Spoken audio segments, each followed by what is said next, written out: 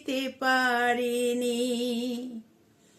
ব্যথা দিয়ে তাই আর বেদনা বেদনা, এই তো সেদিন তুমি আমারে বোঝালে, আমার অবুঝ বেদনা।